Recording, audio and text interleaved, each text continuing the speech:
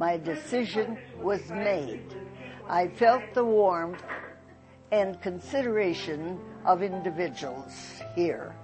And while I didn't have a great opportunity at the moment, seeing that I wasn't quite well enough, I really was happy that from the hospital they selected St. Anne's for me, as my experiences here have been phenomenal. For a public unit to be taking care of all the individuals here, it is beyond expectation. Every employee as well is very friendly. There is, as I said, Mass. Then we have Rosary. There's activities, the bingo. Oh my, that's very exciting to go for our bingo.